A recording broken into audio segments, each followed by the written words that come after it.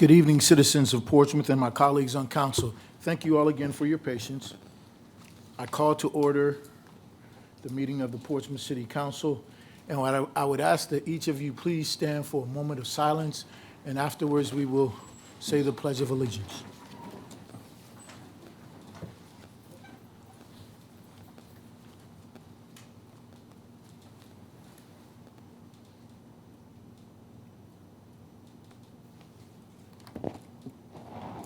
Thank you. I pledge allegiance to the flag of the United States of America and to the republic for which it stands, one nation, under God, indivisible, with liberty and justice for all. To my colleagues on council, would you please vote electronically? Or note your presence electronically. Thank you. 7 members of City Council are present. Thank you, Madam Clerk. We have the minutes of a special called meeting on June 7th, 2023, a closed meeting on June 12th, 2023, a called meeting on June 13th, 2023, and a regular meeting on June 13th, 2023. Do we have a motion and a second? Move to adopt. Second. Please vote electronically.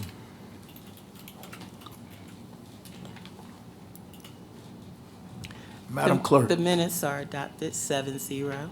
Thank you, ma'am. Madam Clerk, would you please read the speaker's statement? I'm going to try. It's going to be a challenge. City Council rules require a limit of up to 5 minutes to speak. As you approach the speaker's podium, you will notice a timer. At the beginning of your 5 minutes, you will see a green light. 4 minutes into your remarks, you will notice a yellow light. At the end of 5 minutes, you will see a red light, hear a beep, and we ask that you conclude your comments at that time. While speakers have an opportunity to address council on matters of public concern, all comments should be made in a manner that respects the seriousness of the forum and should not be made in a belligerent, sarcastic, or demeaning fashion. All remarks shall be directed to the City Council as a body rather than any particular member of City Council, staff, or the audience, and should be limited to matters that only the Portsmouth City Council can influence. A speaker who fails to observe this basic rule of decorum will be deemed out of order and not allowed to conclude his or her comments. Thank you, Madam Clerk. We have now come to the agenda item, City Manager's Report, item 23-220. And Madam Clerk, would you please read the ordinance we are considering for this item? Yes, sir.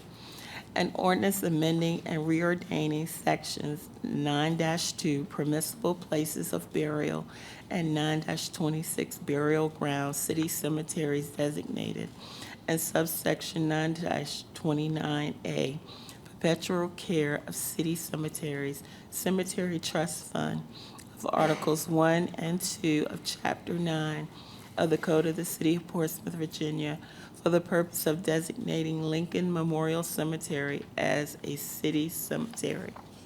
Thank you, ma'am. Yes, sir. Do we have a motion and a second? Move for approval. Second. Is there any additional discussion on this item? Seeing none. Yeah, Mr. Mayor. Oh, Dr. Whitaker, sir, you have the floor. Yes, just want to find out, in addition to making Lincoln Memorial Cemetery now City Cemetery, what are the plans that can be presented to council by our interim city manager as to the upgrade of Lincoln Cemetery? Where are we with that? As we know, that was a historically segregated cemetery. It was not an option for African Americans at that time to be buried in locations that were upkept by the city, even though other places were using the tax dollars of African Americans. And I want to know what is the plan, and that should be presented to council to bring that up to the same level and respect that we see in other cemeteries in the city that our city owns.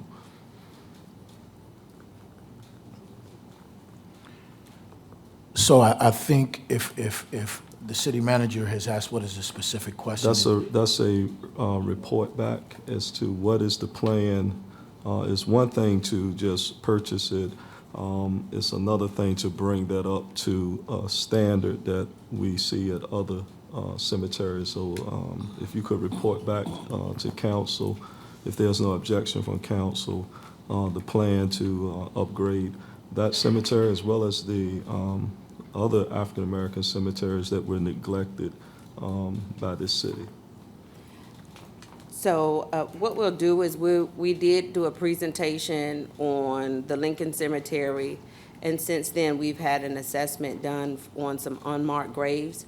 So what we could probably do is bring that back completely as a public work session item, because so many things have to be done to the cemetery, and the cost associated even back then has increased. So we just we'll bring that back as a public work session item on both of the cemeteries that you have requested, so that the public can actually see what needs to be done and the costs associated with such. Right, so that's Lincoln, Fisherville, Mount Calvary Complex.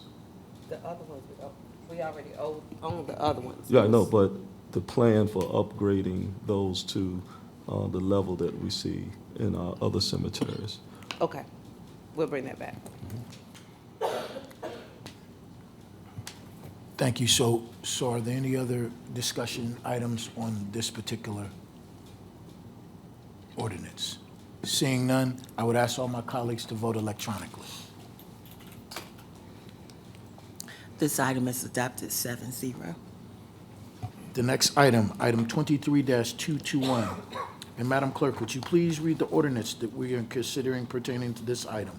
Yes, sir. An ordinance accepting federal asset forfeiture funds in the amount of $285,044 received from the United States Drug Enforcement Administration and appropriating said amount in the FY 2023 Asset Forfeiture Fund for use by the Portsmouth Sheriff's Office, Portsmouth Commonwealth Attorney's Office, and the Portsmouth Police Department. Thank you, ma'am. Is there a motion and a second? Move for adoption. Second. Is there any additional discussion on this item? Seeing none, would you please vote electronically? This item is adopted 7-0. Thank you, Madam Clerk. Would you please read, item 23-221?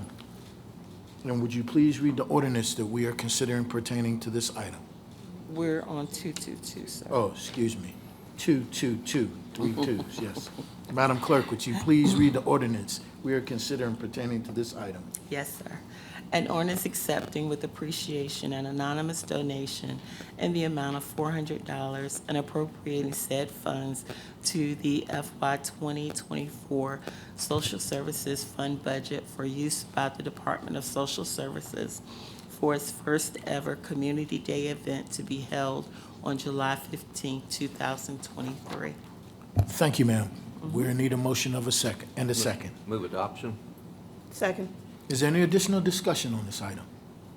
Seeing none, council members, please vote electronically. This item is adopted 7-0. Item 23-223. And Madam Clerk, would you please read the ordinance Yeah. that pertaining to this item? Yes, sir. An ordinance accepting a Virginia Homeless Solutions Program grant in the amount of $5,000 from the Department of Housing and Community Development and appropriating said sum in the FY 2023 Grants Fund for use by the Department of Social Services for Portsmouth Continuum of Care planning activities.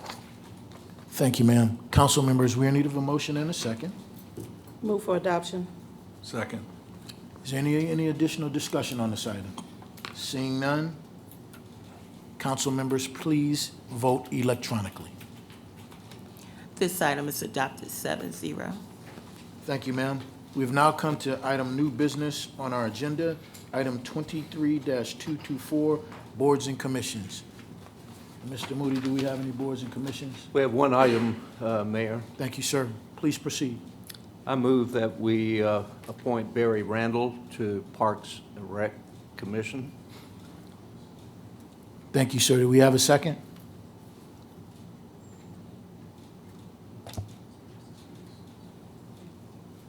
Do we have a second? If there is no second, then the motion doesn't move.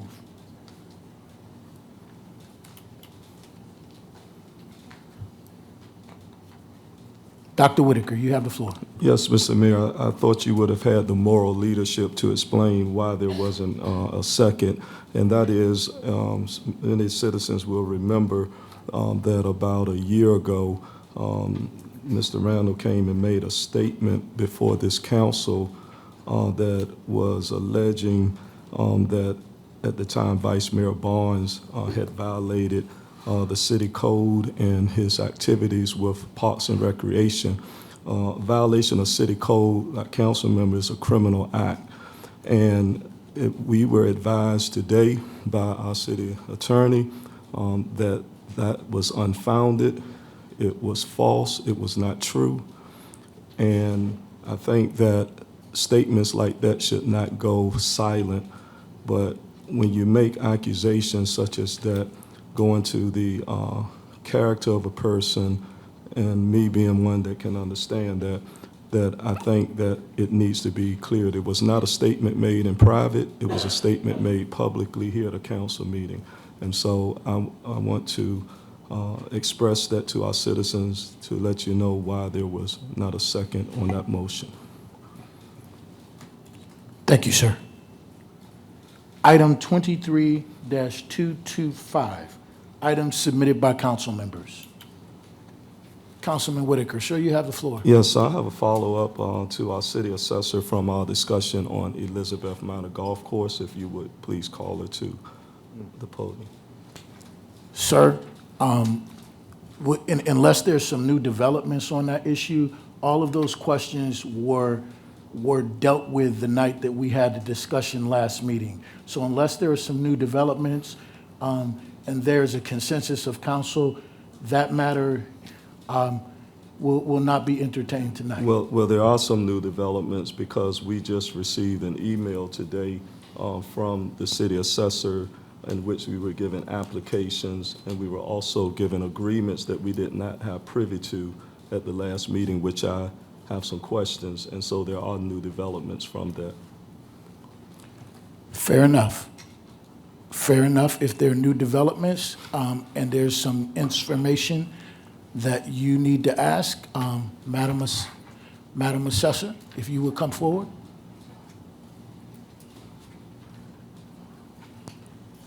Ms. Culpepper, thank you for emailing the information that I requested and was forwarded to council. The information that you forwarded regarding Elizabeth Minor, it pertained to applications that Elizabeth Minor Golf Course filed in order to receive an open space agreement. And in that application, at the top of that application, it explains that you cannot apply if your taxes are delinquent.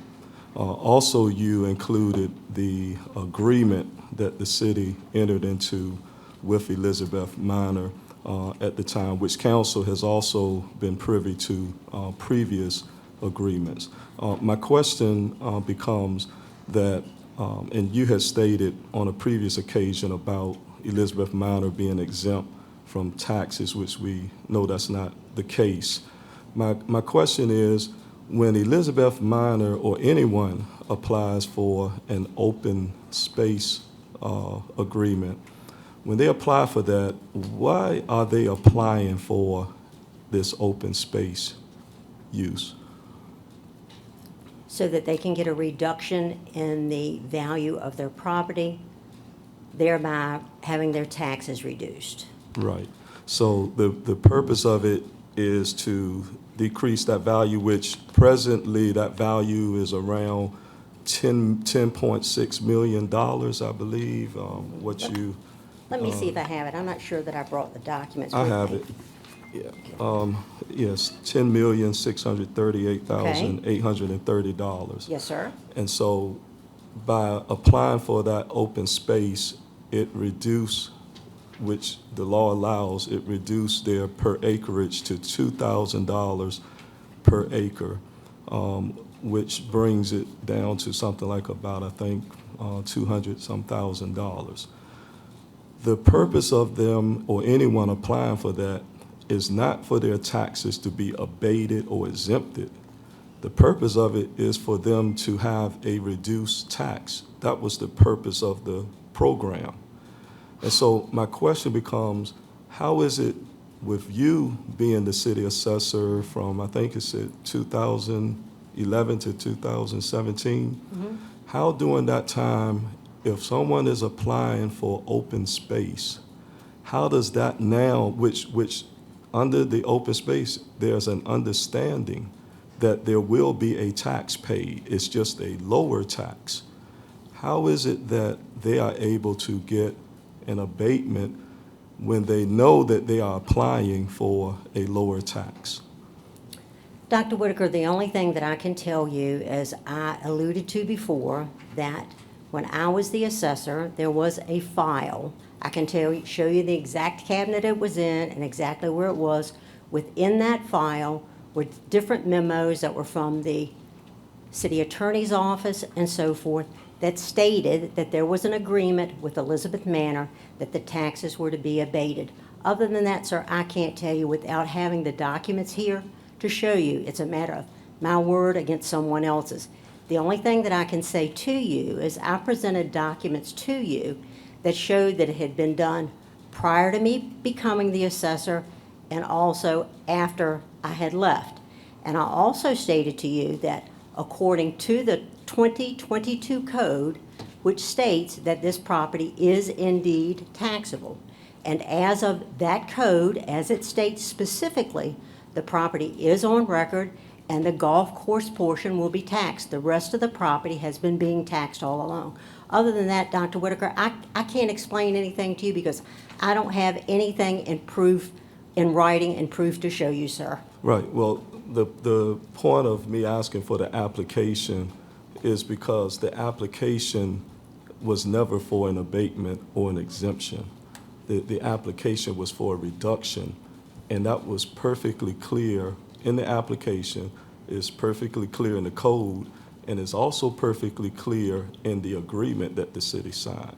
And so I think for you to say you don't have the documents, that's really not the issue of whether the documents are present or not, because we know that that's not permissible, that the open space allows for abatement and exemption. Because if it were, you would be applying it today. And the code that you just referenced, that didn't just come into existence in 2023. That was in existence when you were assessor, and though the application was in existence. And so I think that for council to allow for this type of conspiracy, because this is, the Virginia pilot said it was a mistake.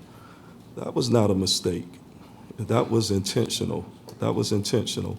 And I think for this council to allow for this to happen, if we're going to allow for the assessor's office to arbitrarily decide who gets an exemption or not outside of code, and we have all these citizens in the city who are struggling, trying to make ends meet, more or less pay their real estate tax, and then we sit here as a council and allow for this type of injustice to occur, I think that speaks poorly on us.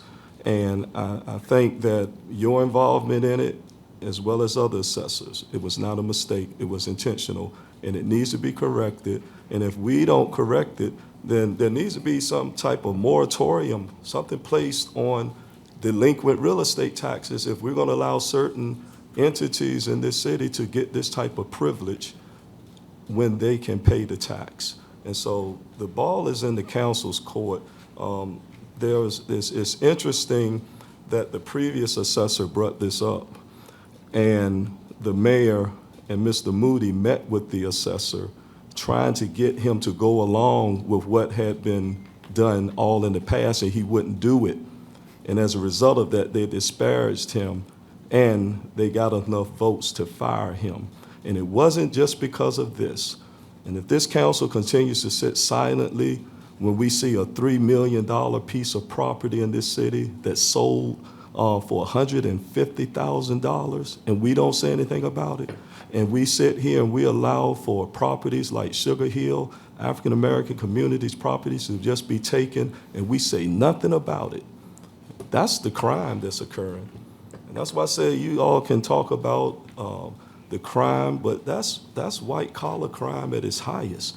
And I'm not going to sit silent in my position. And I think our city attorney, I think it's incumbent upon you to investigate and look into this matter further, because these are taxes that should have been paid.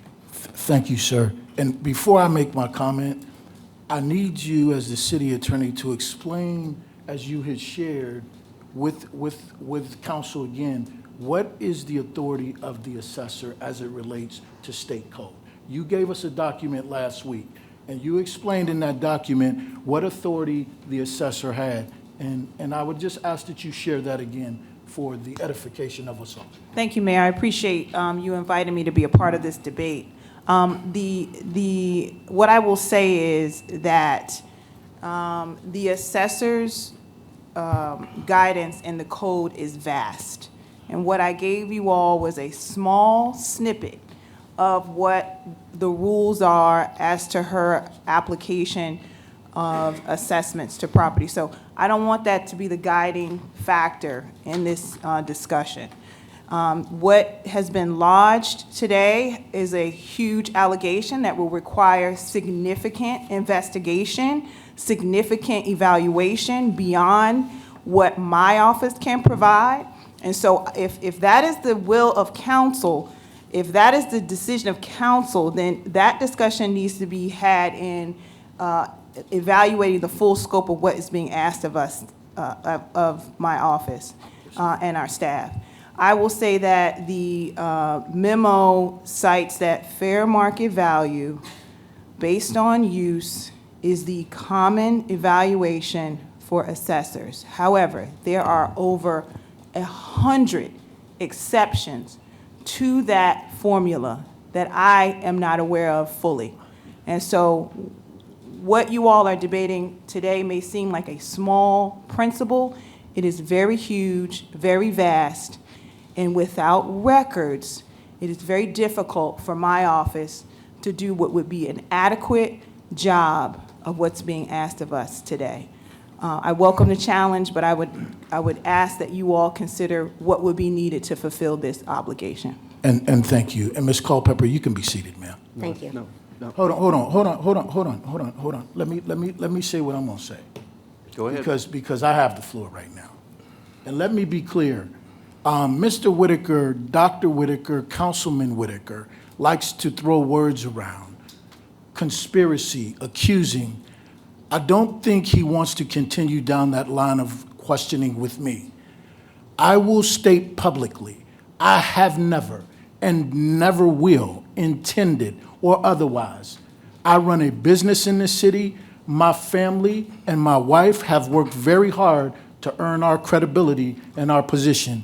And I will not allow any council member to slander my family, my credibility, and my business. I am saying that to Dr. Whitaker specifically, sir, if you want to play that game, if you want to play with me that way, I will handle you, and I will handle you appropriately. You're not going to get the floor anymore tonight because I'm not going to acknowledge you, because I won't acknowledge the disrespect that you continue to show the chair of this body. I have put up with your disrespect and disregard continuously, sir. If there is truth to what you're saying, show it. If it's not, please don't slander me. Please don't. I'm asking you as a courtesy. I have never slandered you, and I've never talked ill of anything that you have done. So just understand, if that's the game you want to play, you want to do this in the public sphere, we can do it, sir. And I'm not mad, I'm not hurt, but you will not malign Shannon Glover and the Glover family credibility in this community anymore, sir. Thank you. Councilman Hugo, you have the floor. So, Mr. Mayor, on a lighter note, I want to call out Epsilon Systems for celebrating 25 years of business in Portsmouth. Owner Brian Min and his leader here in Portsmouth, Bob Cowder, started that business here in Portsmouth as their headquarters 25 years ago. They continue to thrive, and so congratulations to them on 25 successful years as a Portsmouth business.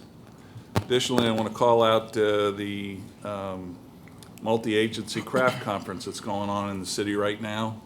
It's sponsored by the American Society of Naval Engineers and hosted by Fairlead. So Fairlead has invited 13 in-water demonstrations and have brought, along with ASNY, have brought about 500 people to Portsmouth to celebrate the technical know-how behind our military boats. And then finally, want to call out Rear Admiral Select Diana Wolfson, the Norfolk Naval Shipyard Commander. Her change of command is this Thursday morning. She'll be relieved by Captain James P. Mossman, a Norfolk Naval Shipyard veteran. Admiral Select Wolfson is headed to Fleet Forces Command, and it'll be my pleasure at her change of command to deliver your proclamation announcing Thursday as Rear Admiral Select Diana Wolfson Appreciation Day in Portsmouth. Thank you, sir. Thank you, sir. Councilman Tillage, sir, you have the floor. Thank you, Mayor. A few months ago, we received an email from the school superintendent in regards to our in regards to their weapon detection systems. This past week, Councilman Hugel and myself had our school board liaison meeting with two members of the school board, Dr. Bracy and his CFO, to discuss this item. And it was first brought to us back in February, and we haven't gained any traction on it. And so I would like to see a consensus of council for us to be able to move forward on providing these systems to our school division so that we can ensure that come September, our schools are safe and making sure that our students and staff feel protected in doing so. Dr. Bracy mentioned to us that they are using the grant that was proposed to the city to use to purchase the cameras that they will be using with the Portsmouth Police Department so that the Portsmouth Police will be able to tap into their cameras like they're looking to do throughout the city to help solve crime.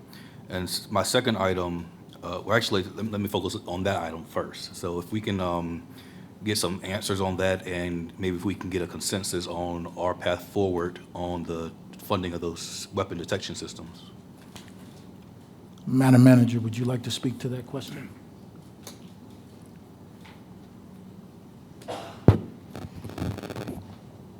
Thank you, Mayor. This was brought up at a previous public work session, and I've had some questions requested by council to identify funding, if at all available. I would like to bring that back again to council to present the options at a public work session, if that is the desire of council to move forward. So the first question for me is this something that council wants to do? If so, I would need a consensus to bring that back forward for council to make a decision. Because I think at the last work session, council did not determine that they wanted to use their funding for that, and that there may be some alternate funding that the schools could provide. So I would like to first know if that is desired that council use. I don't know what council wants to do. I just need to know how you want me to move forward, to bring it back as a work session to provide you with some options so that everybody is clear. I was still really waiting on a breakdown of what the $4.7 million was actually for. They submitted it wasn't even a quote. They just sent a letter saying that they needed $4.7 million. I asked for some paperwork or backup or a quote to show what that $4.7 million was for, and I did not receive it. So I just need some direction on, do you want me to bring it back as a public works session item, provide some funding options? I met with Dr. Bracy when I first got back in January, and I gave him the same options that I presented to council. But instead, he presented the same letter to council saying it was never provided as far as funding. So I just need to know what do you need me to do? So my question to council is for us to do a consensus to move forward with the funding of the weapons detection system. But does council need to know how to fund it? Because there are, So that would be the directive, is for us to move forward in that direction. So by us having that consensus, then you can provide to us the options on how we can fund it. okay. Yes. So I'm clear. So what council is asking me to do is to bring back some information, speak as to what the funding, if council desires to move forward as far as funding this, how would those dollars be allocated for this in the 24, clearly 24. Yeah. And what are your options? And then from that presentation, council will provide direction and a consensus whether we're going to fund it or schools would have to find additional funding at year end with their 23 money. Yes. Okay. I think I'm clear. We'll go back to that. Councilman Woody, sir, you have the floor. Thank you, Mayor. I'd like to ask our assessor, Ms. Culpepper, come back to the podium.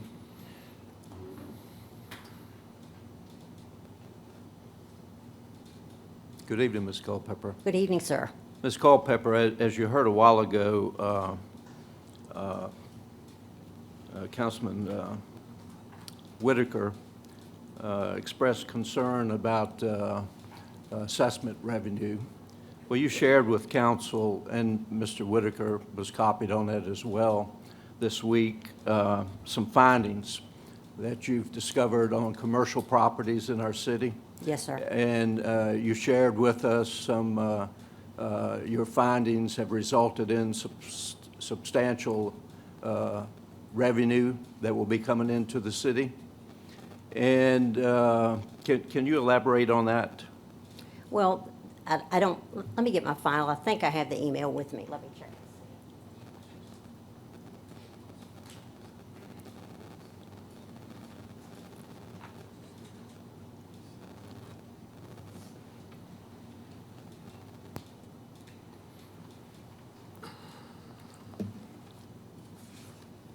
I did not bring it with me, but I remember the majority of it. When I sent y'all the fourth quarter report that I do on permits, I showed y'all how much we had picked up value-wise on residential as well as commercial. I also stated in that same one that we had a lot of DAVs that we were going to have to take off the tax record, and I stated to you what the amount was as of that particular date.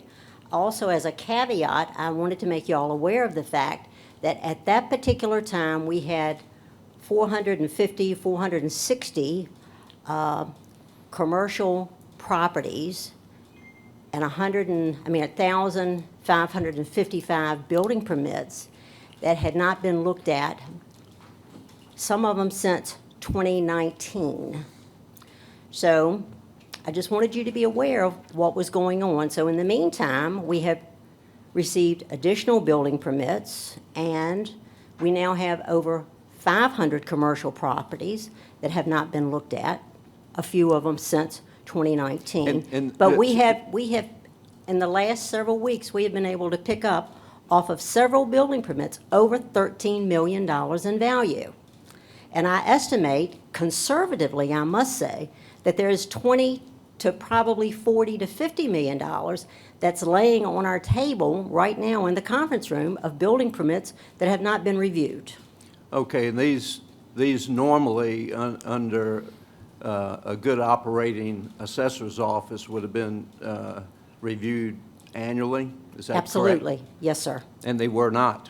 That's correct. And I think the figure that you gave us is the addition of approximately $13 million in revenue on these assessments Yes, sir, that you've done thus far. thus far. And it's only been Probably 6 or 7, I don't remember exactly how many, but no more than that. Yeah. Well, everyone got that email. I thought it was impressive. I also think it's indicative to the good job that you're doing and the professionalism that you've brought back to the assessor's office. When you were here before, I think your department received a national award on one of the best run assessor's office, I think, in the state of Virginia. Is that correct? Is actually in the world. In the world? Yes, sir. That's a little bigger than Virginia. Yes, sir, in the world. That was 104th best in the world. Yeah. And something else that you've discovered that we heard a lot as a council from citizens was the property values on the land portion of residential assessments, that many of those had to be corrected. Is that an accurate statement? Quite a few. Over, let's see, close to 3,000 we've corrected thus far. What did you discover? How were those out of line? Well, if you can think about it for a few minutes, several council meetings ago, I brought to your attention the formula that was used to determine the value of the land.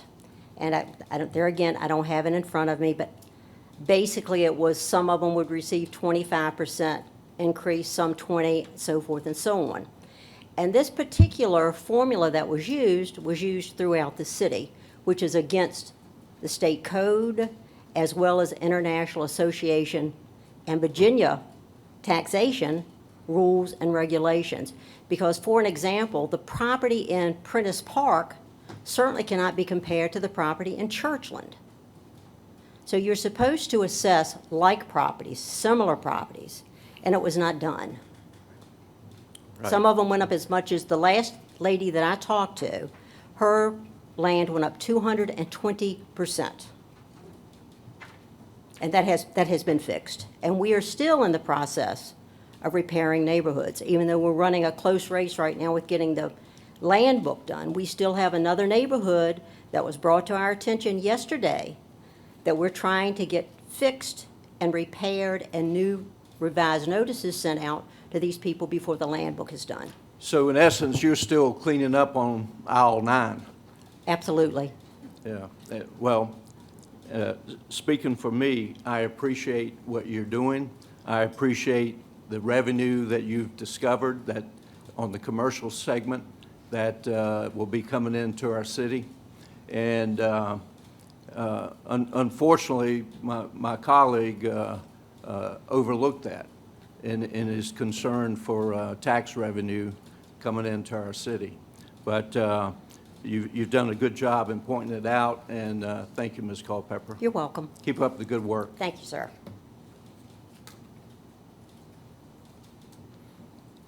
Vice Mayor Lucas Burke, you have the floor. Yes, thank you, Mayor. As a report back on pending items, I know earlier in the year, before budget season, we had a campaign to disperse the remaining gift cards, and just want to know where we are. Have all of those seniors received those, or do we still need to go back in and do another marketing technique to get those completed?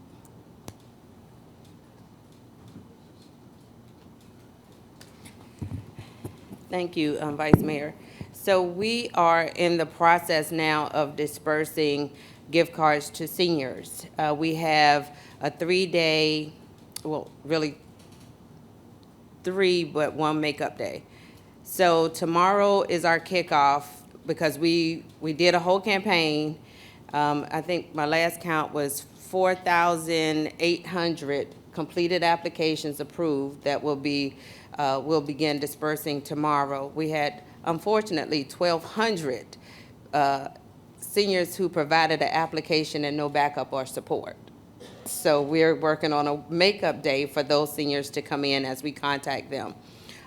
Right now, the seniors have been contacted, and we have them in 3 different locations, but what our kickoff is tomorrow at IC Norcom and on Tuesday at Manor High School. The applicants who have been approved will receive a phone call and will show up tomorrow on their allotted time slots. The next set will go out, I think, on the 12th of June. Well, no, what is this? 12th of July. June is gone. And so we hope to get those 1,200 on the makeup days. If the senior had not submitted anything, I don't want them to show up because that means they missed their deadline. But the seniors who have submitted their applications and they have been approved, they will receive their cards within the next week or so. But tomorrow being the kickoff at IC Norcom, and then Manor High School on Thursday. And then I believe the 12th will be Churchland and the makeup day. So we tried to make it convenient for seniors. And just so I can do a quick, we did do a campaign. It did go out. Obviously, about 6,000 seniors responded. And so they are very excited, and they have been calling and ready to receive their gift cards. So we're excited about it. We've met with the appropriate auditors to make sure that everything is in place, and we have all of our documentation in place for them. So there'll be no question like what happened last time that wasn't correct, but as far as what was said. But we're really excited about moving forward. The seniors are excited about getting their little money, and we're happy to be able to assist our seniors in the inflation that we're dealing with in the nation today. Thank you. Councilman Tillage, you have the floor, sir. Thank you, Mayor. My last comment, well, my other item that I had, it has to do with the policy or council's ability to review the policy dealing with tax abatement. And so this is not to beat a dead horse, but I do think that it is imperative of council that we review what the tax abatement policy is, and so that a situation like Elizabeth Manor doesn't happen again in the future. So if we can get that policy or what the scope of the assessor's obligation is, and this is nothing targeted at any individual, but just solely what the scope of that office is, and so that we can have the policy and review it to prevent this to ever happen again.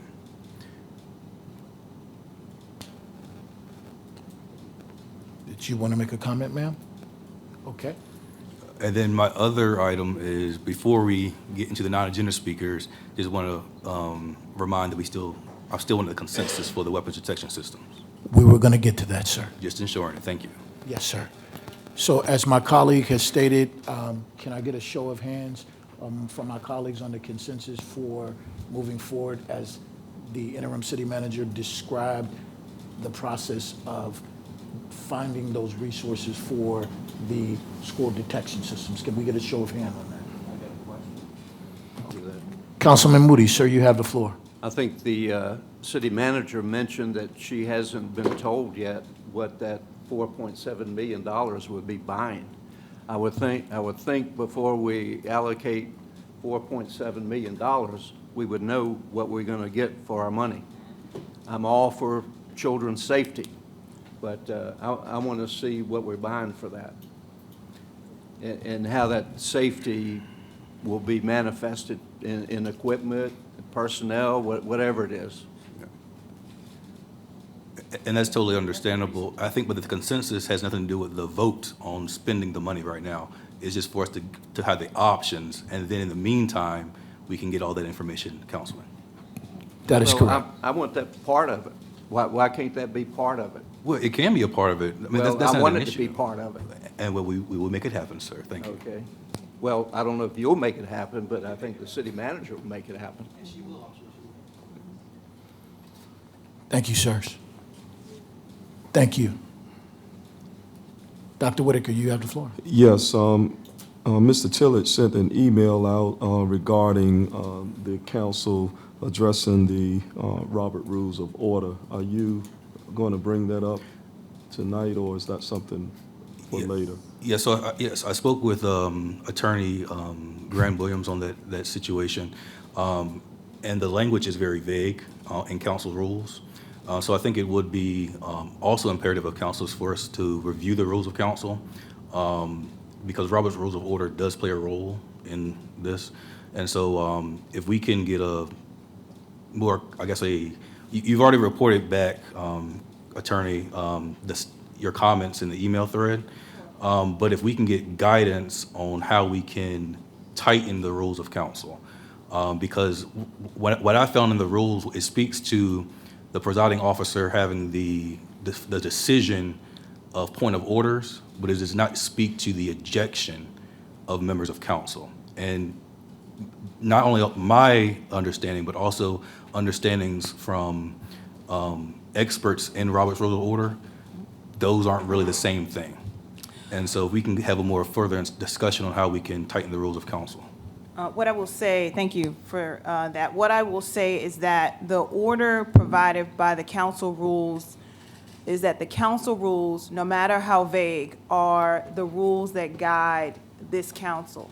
If the rules do not speak at all to the subject, then Robert's Rules of Order applies.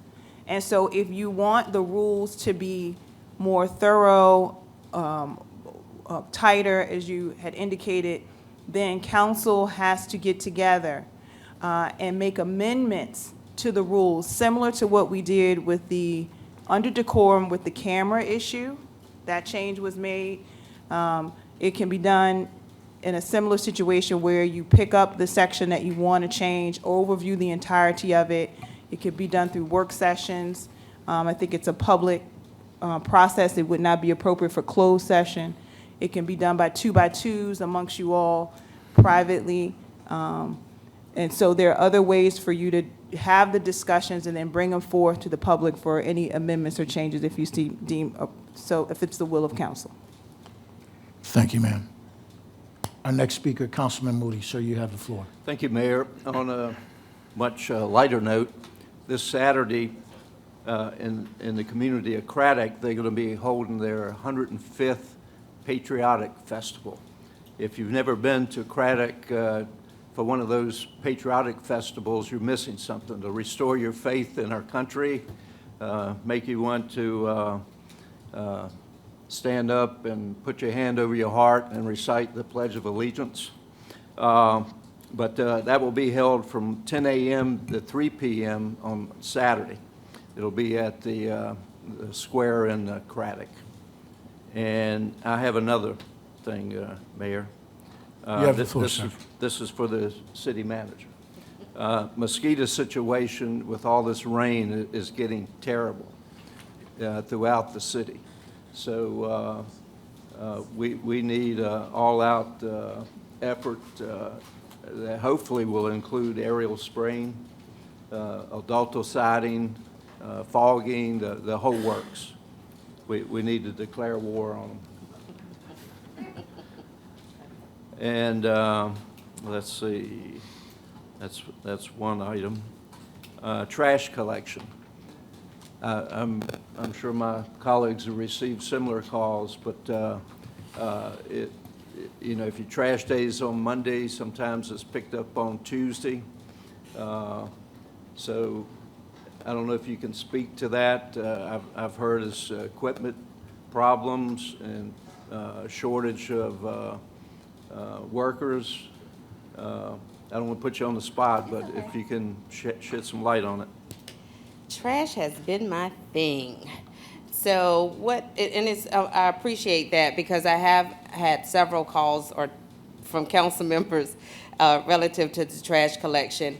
And what really has happened is we had not until recently looked at how we collect trash in our city as far as scheduling. And one of the things that I did have an opportunity to look at when I started looking at the numbers was that if we have, for example, if we have 12 holidays in a year, they all seem to fall on a Monday. Well, our day off is a Wednesday as it relates because they do 4 10s or 10 4s, you know. And so we tend to fall on holidays, which are Mondays, which throws the entire schedule off. So when you pick up, when we talk about schedules, if you have a Monday trash day, immediately your day will be pushed back. But I am coming to council with an all-out war on trash, to get some things in front of council, because I've seen some changes, and we need to change with our environment right now. And so I'll be bringing that back in July, a whole revamping of how we pick up trash and how we service our citizens for trash collections and utilities. So stay tuned. It's coming next month. Thank you. Okay, I've got one more for the city manager. You have Mayor. the floor, sir. This one's probably more difficult, so you don't have to answer that tonight. Anyway, I had a citizen enlighten me that he was having trouble with his sewage line, and had a plumber come out and say that the problem was on the city side. And then somebody came out from Public Utilities and said, well, the citizen is responsible from their house to the curb. And I have found out that that distance varies. So if the distance, if the easement's not consistent from house to house in the same subdivision, my question is, obviously the cost would vary for a citizen having to correct it. So how did that change? Because I know it didn't used to, it used to be on the, between the meter and the curb was the city's. Now it's the citizen's responsibility from the house to the curb. So if you can get back with us on that and clarify that, because I measured in the same, when a citizen called me, he happened to live on the street behind me. So I went out and measured mine, and mine's 12 feet, his is 6 feet. Same builder, and double the distance. So his cost to correct his problem would be theoretically twice as much as mine because his distance is twice as much. If you can get back with us and give us some insight onto how that's done, and yes. So, thanks. Thank you, sir. Dr. Whitaker, you have the floor, sir. Yeah, so this is in relation to the trash issue that interim city manager just addressed. When you come back in July, can you also consider looking at the tree removal issue? We have citizens who have to have trees removed, and depending on if it's a contractor or if the individual did it, then it's a fee attached to it. And I think with the taxes that our citizens are paying, that should be a service, irregardless of if a contractor picks it up, that should be a service that the city provides, picking up trees. It becomes a safety issue also, because the citizen has to decide whether to cut the limb or trees because of possible costs. And I think that's something that we need to seriously look at, the city through our revenue taking care of the cost for removing the tree limbs. Also, if the citizen does not remove the tree limbs, then I believe it's going to be tagged, and the city is going to come pick it up through a contractor, which is going to cost the citizen even more.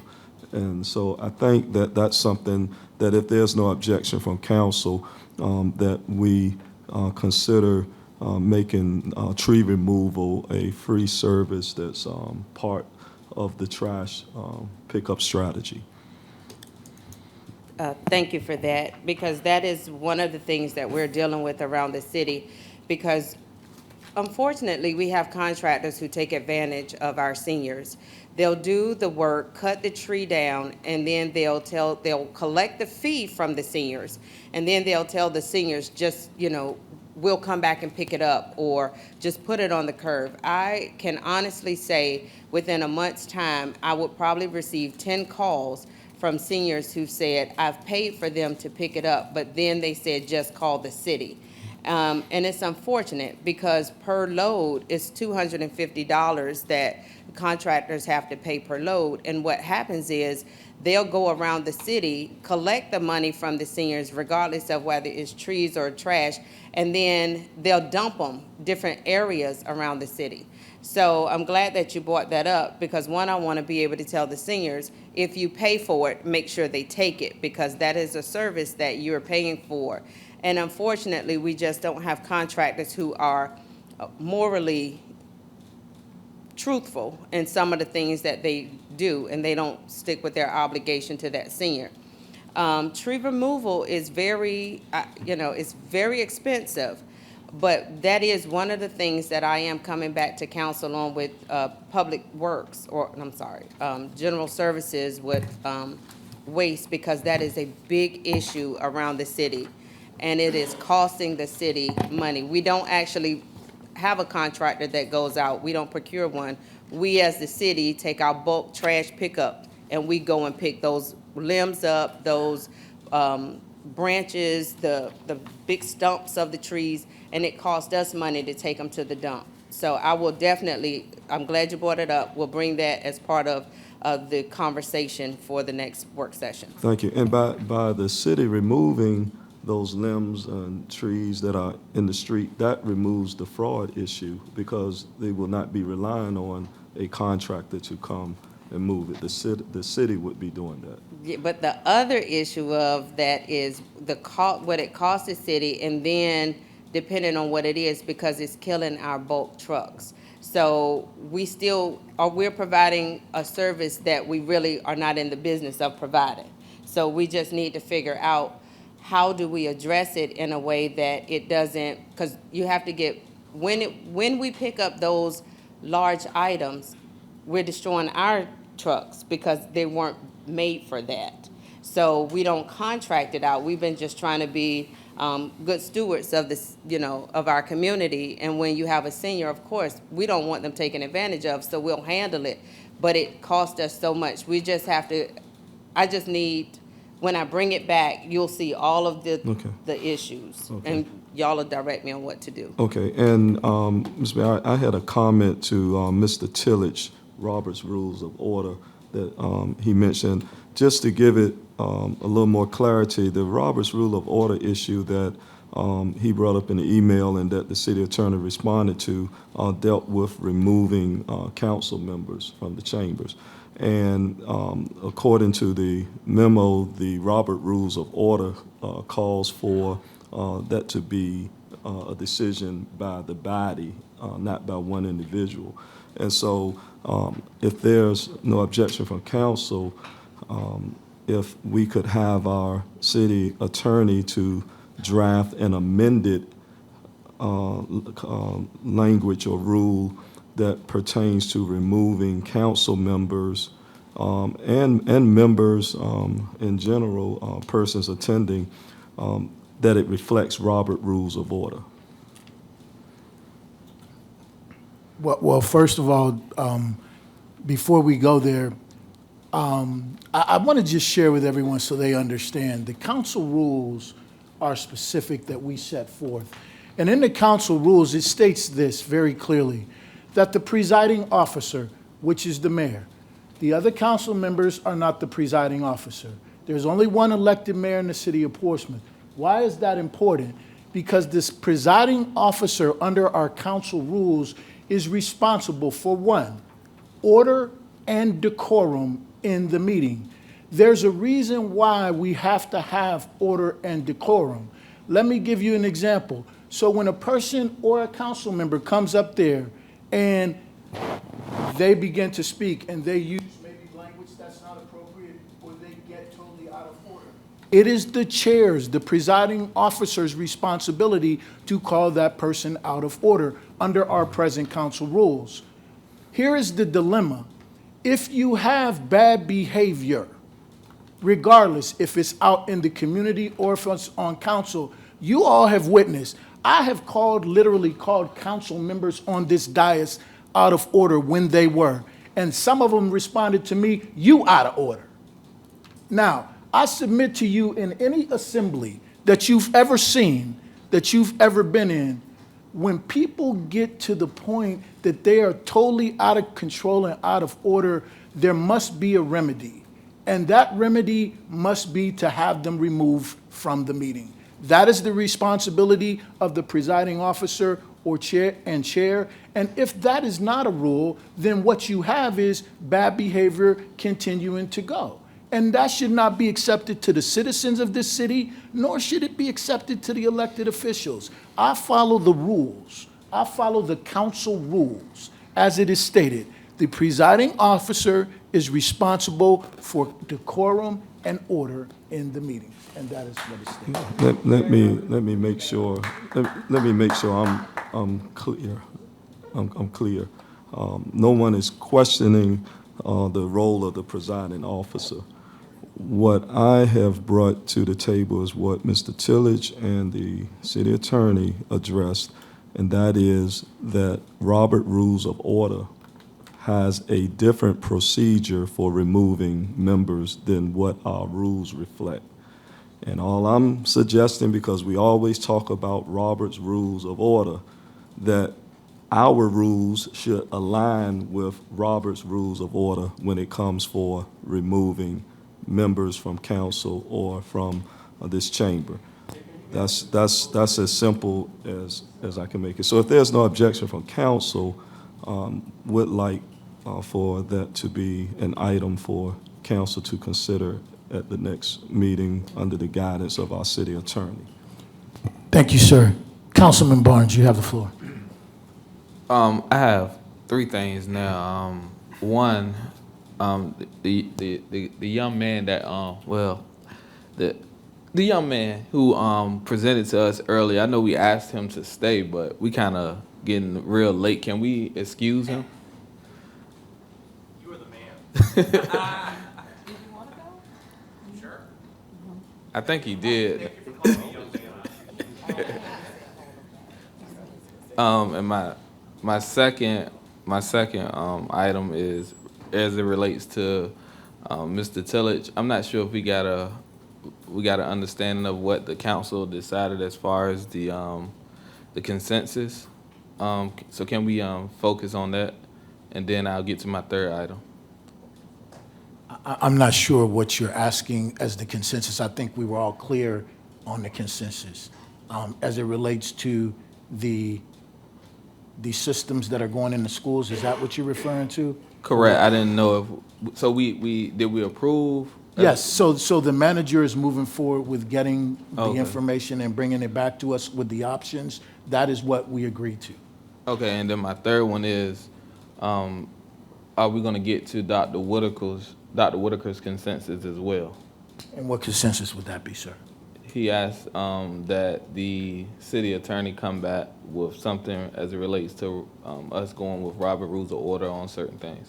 I think that's an open discussion, perhaps, that we can have as a council. I think she had a recommendation that the approach going forward should be to have a conversation, and that was her recommendation. Well, Mr. Mayor, I mentioned if there's no objection from council, and there was no objection Yeah. from council. Well, that's not how the rules state. And a call for no objection from council is not a consensus. A consensus has to be called for. Okay. We went over this before. Can you call Well, can on a we- consensus? Right. Can you call on a consensus? We for that? don't have to call for a consensus on this. Point We of don't- order. We don't have to call for a consensus. Point of order. We have another speaker. Point of that's order. up, and we're gonna move with the next Point of speaker. order. Councilman Moody, sir, you have the floor. Point of order. Thank you. Point of order. Councilman Moody, Point of order. hold on. What is your point of order, sir? The council member asked for a consensus, and it has to be recognized. It doesn't, that point of order is not recognized because we're not required to have a consensus for that matter. We have a speaker on the floor. Your point of order is not recognized, sir. I would like to. Mr. Moody, if you would please Point of proceed. order.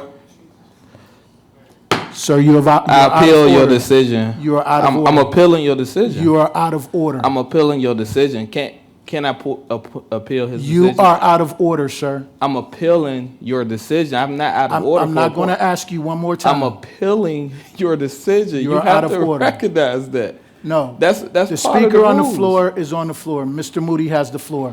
You're not recognized. To the attorney,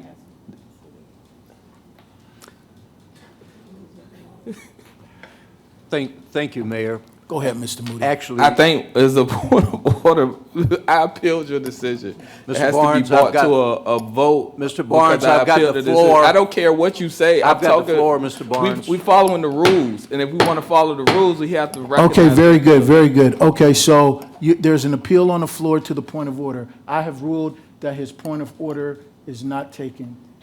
I need to see a show of hands on that question, or do we need to take a vote? We have to take a vote. Do we take a vote? Yes. So we take a vote on the appeal. If you are in agreement with the appeal and allow the speaker to continue, then you vote in the affirmative. If not, you don't vote in the affirmative.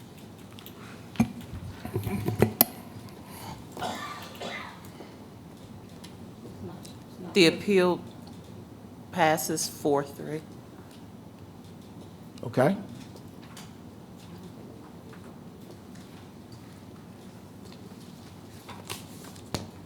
The appeal passes, and so they reverse your ruling on the issue of the consensus. And so we ask that you call the consensus. Okay? We're now calling, since the appeal was heard, we're now calling for a consensus. And restate the consensus again? The consensus involves directing our city attorney to bring back amended language pertaining to the removal of council members, persons from the chamber, in regards to aligning our rules with Robert's Rules of Order.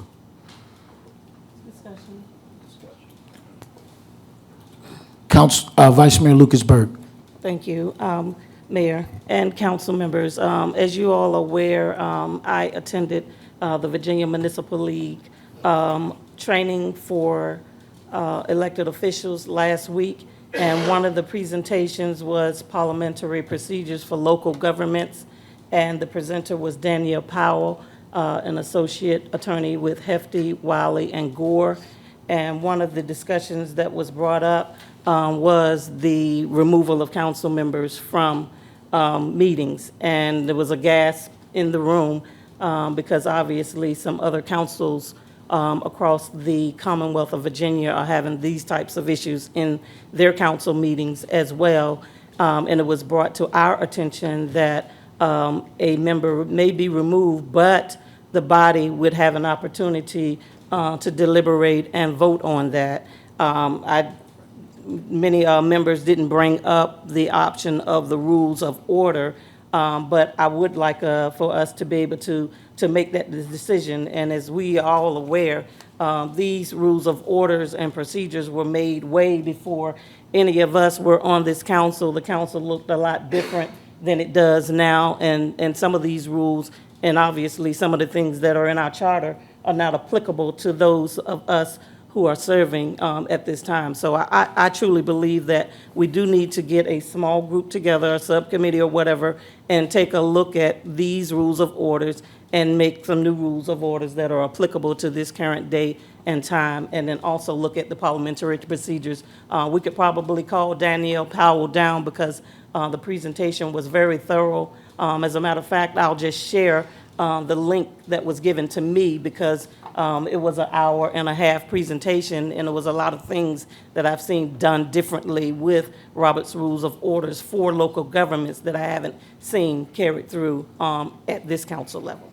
So that's why I go to those trainings, so that I can see what other municipalities are doing and try to bring the information back. Thank you, ma'am. Councilman Moody, sir, you have the floor. Thank you, Mayor. Thank you, Mayor. I thank the Vice Mayor for enlightening us on what the seminar that she attended. You know, Robert's Rules of Order is just one segment of council's rules. Historically, council, every time council is reorganized, we've gone through the rules, and by consensus, we've changed them when needed. So, you know, to do a knee-jerk action here tonight when that is just one item that could or could not be in our rules, I don't think is good business. And so the public will know, this is the booklet of our rules. So I think we should address it from a comprehensive standpoint and put some thought behind it before we, under the heat of the spotlight here, make a decision that we may regret later. So, Mayor, I would say we need a work session to revamp the rules. I dare say that maybe some of my colleagues haven't really even read the rules, and listening to some of them, I'm almost certain of that. So I would suggest that we address it from a comprehensive standpoint during the work session. I think that's prudent, and that is what I was recommending at the beginning. When the attorney had mentioned we should look at all the processes and come together as a group and determine what we desire. To Vice Mayor's point, I agree wholeheartedly. No one is in disagreement with the rules as they're stated, but what we need to do is we need to take a comprehensive approach to what makes sense, and order and decorum do matter. And so we have to keep that in mind as well. So I'm in favor of doing this in a collaborative, cooperative way, and I think that way we get the best outcome. So there you go. Councilman Tillage, you have the floor, sir. Thank you, Mayor. I just feel like we're prolonging this for no reason. But the reason why I sent the email is because one of my colleagues mentioned that this was a knee-jerk reaction. This is not something, ladies and gentlemen, that has happened since I've been on council. I think the last 2 years, you all have seen people ejected out of meetings. You've seen lack of decorum on Portsmouth City Council. And so for us to bring a conversation about how we should fix decorum, well, the best way to fix it is to address what's broken. And what's broken, that's one issue that's broken. And so I'm in favor of us putting together a work session to read through all of this, because I'm sure, as Councilman Moody made mention, I'm sure that's not the only issue that Portsmouth faces when it comes to breaking rules. But I think that Councilman Whitaker and Vice Mayor Lisa Lucas Burke made mention to the procedure that other municipalities use and what Robert Rules of Order states about majority ruling on that type of issue. I don't understand how that's a issue that takes a whole lot of research. I think that it's a fair process, and I think that if it is the consensus of council now, if we can just have our attorney draft that language for us to vote on at the next council meeting. Us having this consensus tonight is not saying that as of tonight these rules are changed. It's saying draft us the language so that we can see it, because another issue that Portsmouth has is a timeline issue. And so while we might say that we're going to do a committee to look over these policies, well, that might not happen for another 6 months or a year. And we have a lot of meetings in between 6 months and a year. And so if we can entertain the consensus of having Dr. Whitaker's consensus moved forward with the attorney drafting that language for us to review and then for us to vote on at the next city council meeting, I think that would be a good start. Thank you, sir. Based on what I'm hearing, I think the appropriate approach, and to the Vice Mayor's point, is to bring us, the group, together to look at the information and then making an informed decision based on that. I think we have talked through this enough tonight, and their citizens, we've already extended their time. And so I think the best thing to do at this point is to move forward with the idea we will set up discussions or a work session to have this discussion, and then we will come away with a better roadmap and bring in the city attorney and any other resources that will help us come to a conclusion that I think we can all agree upon. Yeah. Mr. Mayor, I did put a consensus forward, which you were supposed to be taking a vote on, Councilwoman Lucas Burke confirm what I was saying and also what the rules say. And so can we, instead of all this prolonging, can you just take the vote on the consensus? Sir, I thought we already voted on the consensus. We didn't? No, no. Okay, well, you asked for a discussion. No, I didn't. I didn't say you, see, I didn't say you. I said Vice Mayor did. Okay? So let's vote on the consensus to continue the discussion. What is your, hold on. What is your consensus, Vice Mayor? What is what you asked for? Oh, my consensus is for us to move forward with looking into the Roberts Rules of Orders applicable to all members being able to vote on the matter as a standing in these rules of order. The language from the- Yes, as a public work session, yeah, we can go forward with the public work session so that we can Thank discuss. you. So I call for a consensus. Let's vote on that matter. Mr. Mayor, can I just appoint an order? My consensus was on the floor, and it was not voted on. That's what I thought I I'm was saying. making the same. My consensus. Okay, let's vote on then, I just let's wanna make vote sure on Dr. Whitaker's consensus. What mine is, this is similar, but I'm just asking that the Okay. city attorney bring that language to us at the next meeting for us to discuss.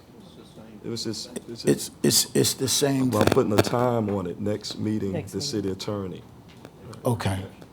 Next- But there'll next be a work session. discussion Oh, yes. before, yes, Yes, okay. yes. Very good. If we could get a short consensus, I'd ask my council colleagues to vote on that. It's not a vote. Just. Okay.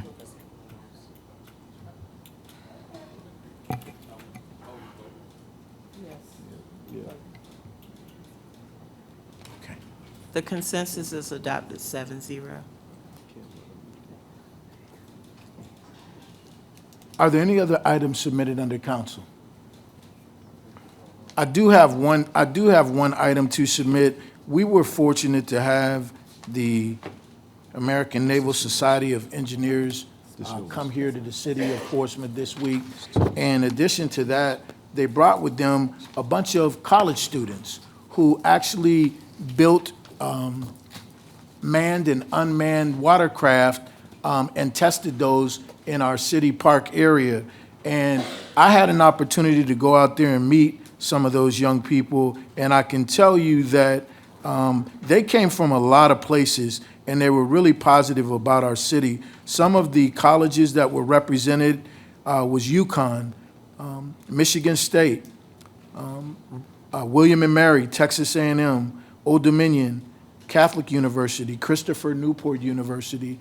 All of these young people converged on our city with their parents, and they were really impressed. But more importantly, what they have done and what they were creating with their STEM and scientific minds, it just makes you hopeful that these young people are doing a lot of good things to improve our lives and their lives and society. So I just wanted to recognize all of those young people who came here, okay? Are there any more items submitted by council? We now move to pending items. Report on pending items. Do you have any pending items, ma'am? No, sir, I don't. We have now come to non-agenda speakers, and Madam Clerk, would you please read the speaker statement? City Council rules require a limit of up to 5 minutes to speak. As you approach the speaker's podium, you will notice a timer. At the beginning of your 5 minutes, you will see a green light.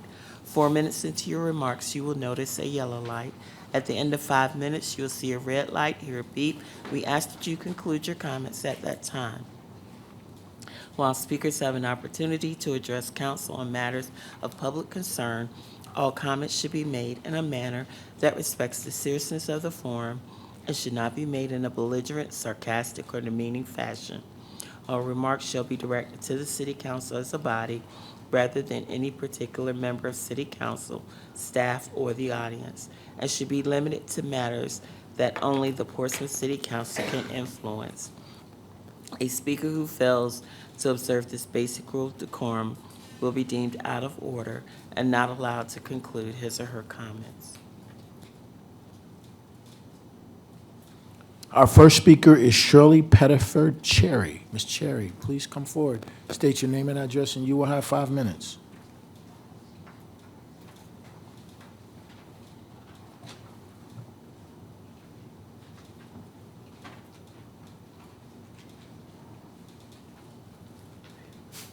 Good evening.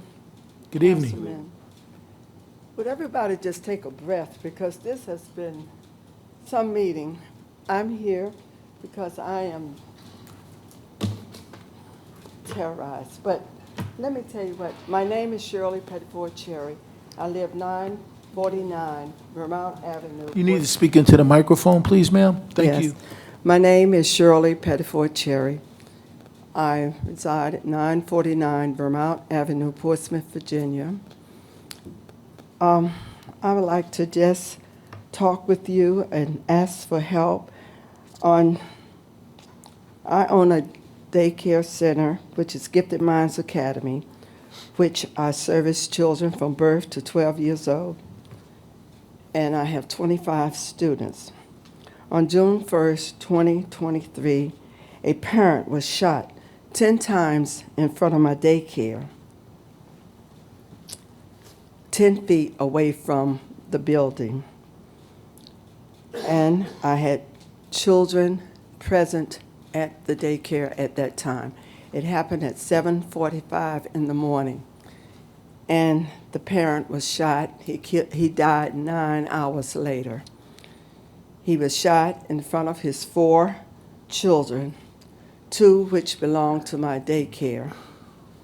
I had other children that were going before and after school, and they were standing at the window, and they saw this shooting at the time. My students, the students saw all of this action, and leaving the student traumatized, the staff traumatized. I was traumatized to see this man lying on the ground outside of the daycare.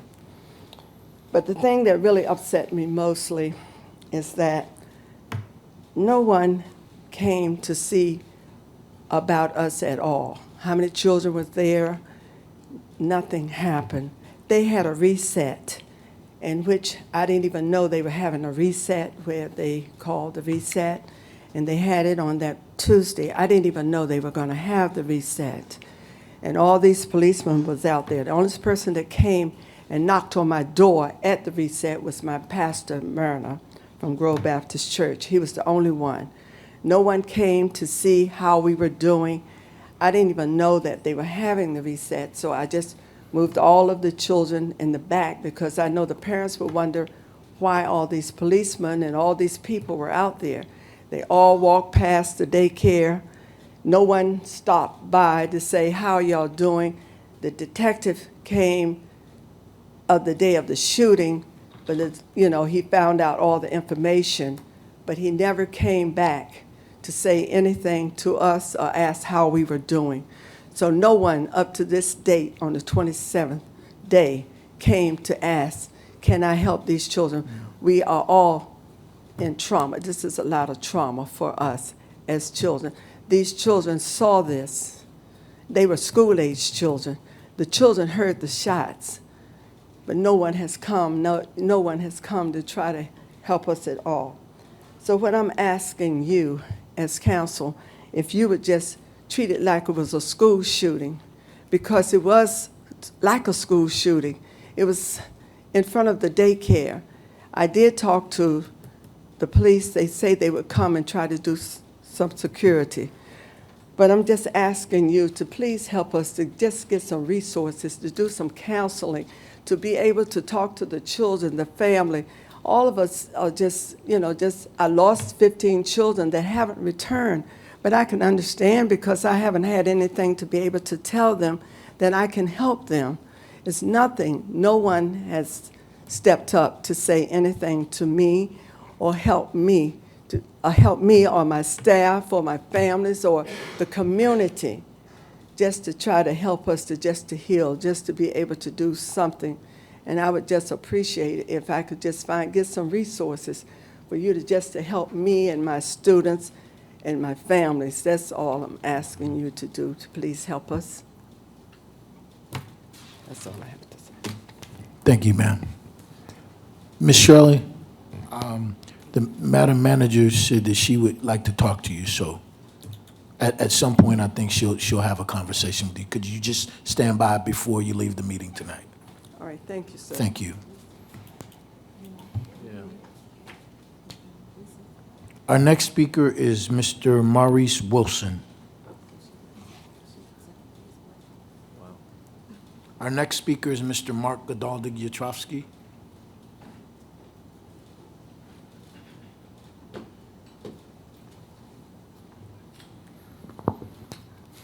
Good evening, Mayor, Council, and other neighbors.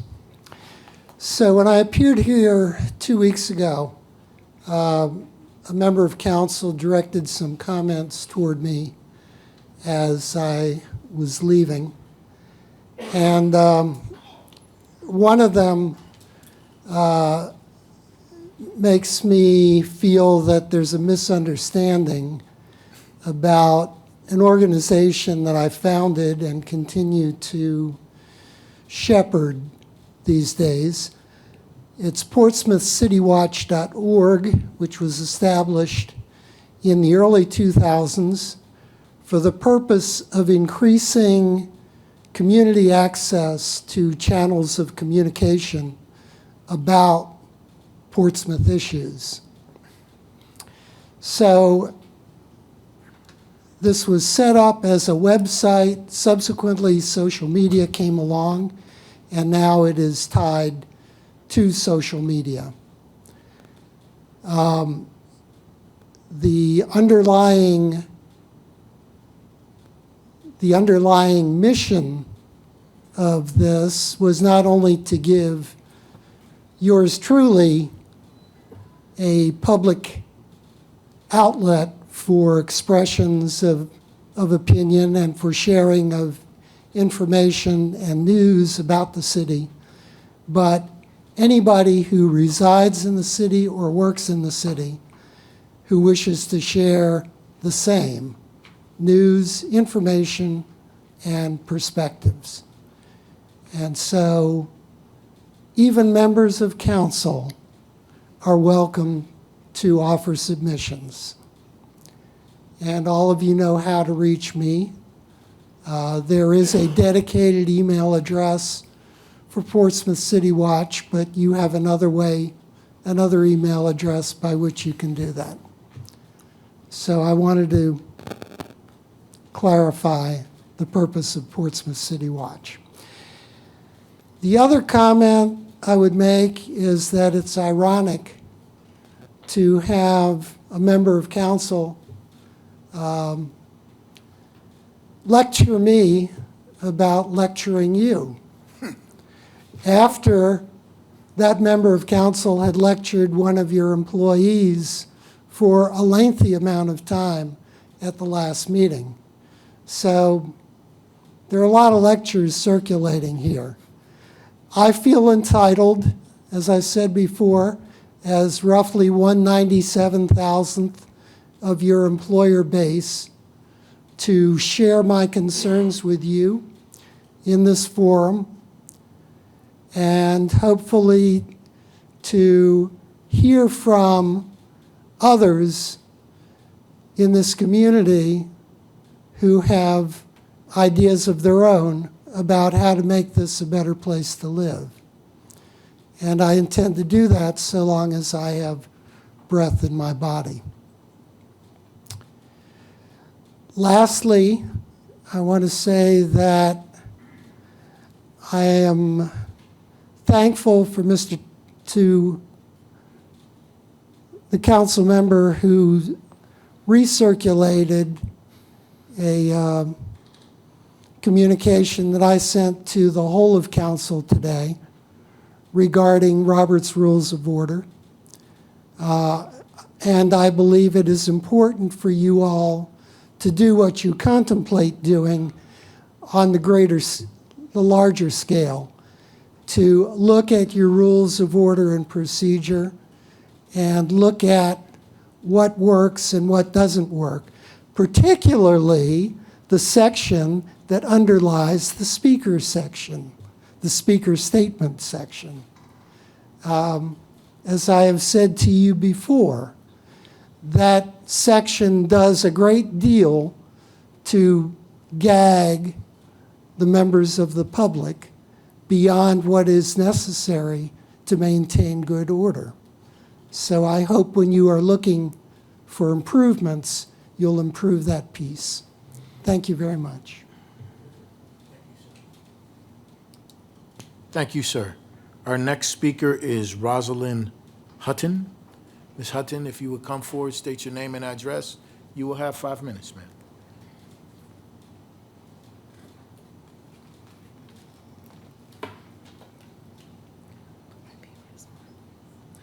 My name is Rosalind Hutton, and I reside at 850 Crawford Parkway, Portsmouth, Virginia, 23704.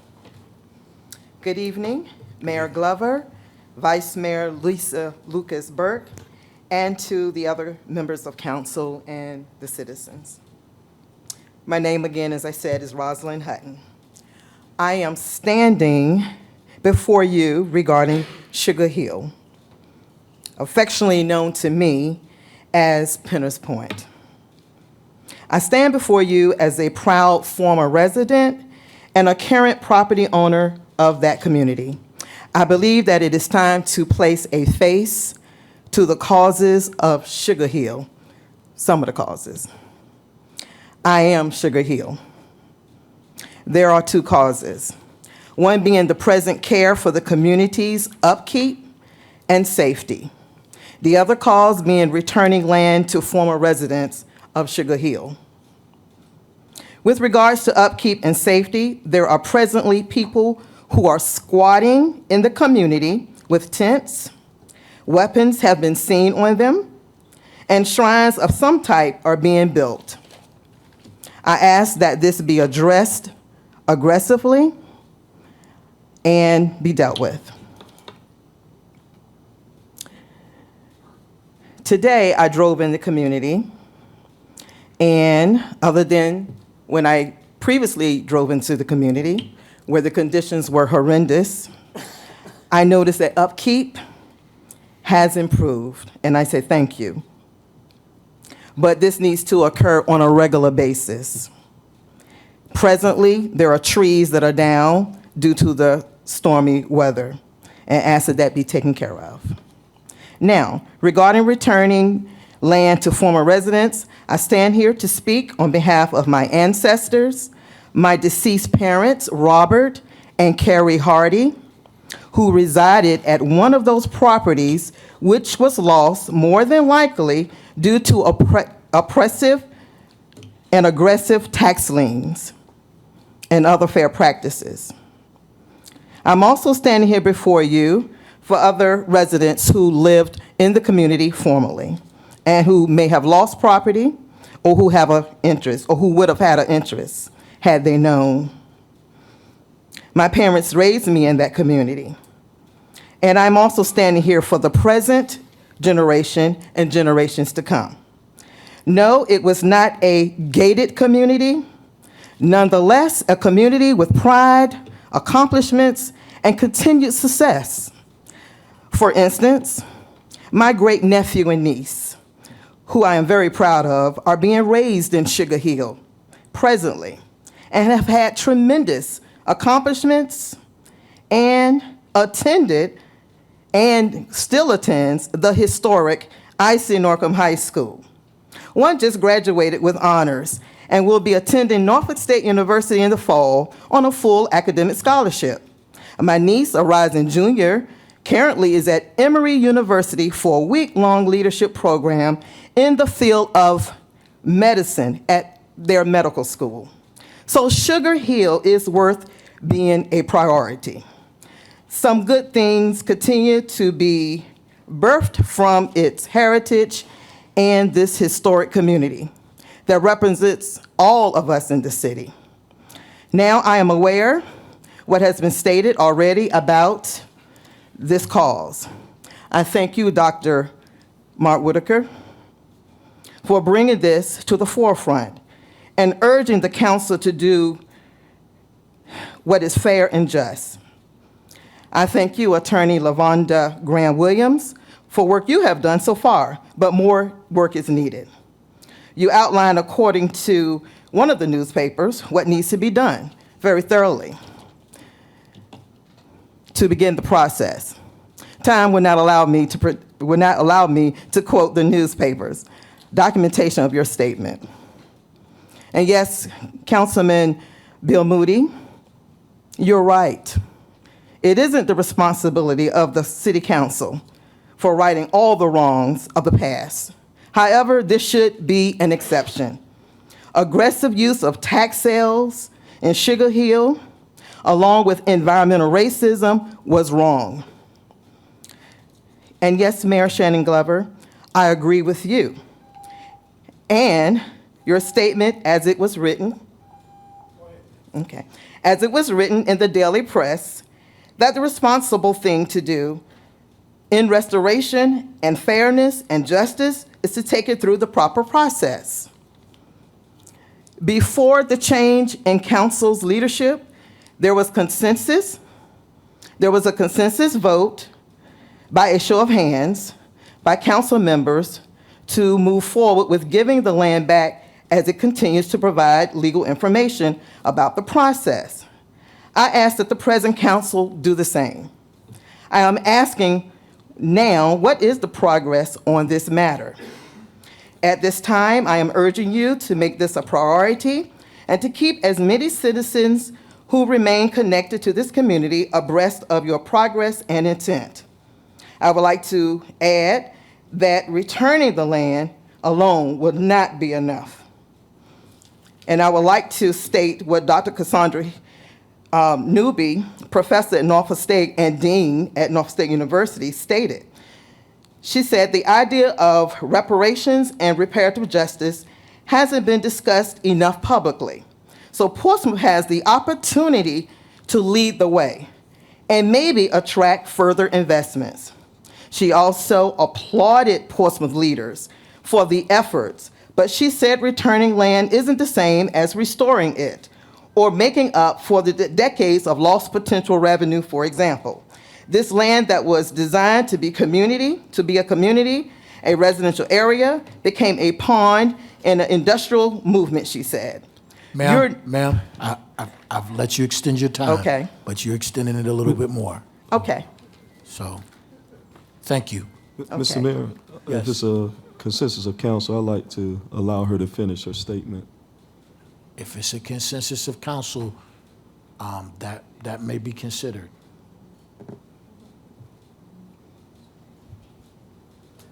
Go ahead and continue your statement.